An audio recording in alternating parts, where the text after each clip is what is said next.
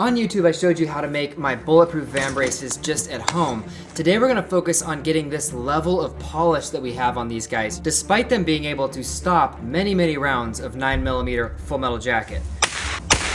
And when it comes to melee attacks, it literally just scuffs the surface like a real Batman suit. Now, to get something to look this good with composites, you're gonna need a mold. You can use any free software to model these parts. Then once you have your piece, simply invert it because you want the inside of the mold to be the outside of your finished part. Now, when printing your part, I recommend a big printer like my K2 Pro from Creality, and I recommend using PETG filament. It has much lower surface energy, so it'll allow you to remove your part much more easily because it's not going to want to stick to the resin. Now I'm using the K2 because it's big enough to be able to print these vertically, and the multi-material head makes it easy for me to switch filaments. Again, you do want a printer with a stable base plate so it can print the part like this instead of jiggling back and forth and potentially breaking off your part. Now before I start laying up these composites, you do want to put on some mold release. You can even just use car wax, harden it with a hairdryer, and then apply lots and lots of resin in that first layer so you can get all the fine details out. You can even get away with just Scotch tape if you have little pogs on the surface that you need to fill. And then I hit it with 400 grit sandpaper, 800 grit, and then I actually put on a UV resistant, really tough epoxy encapsulator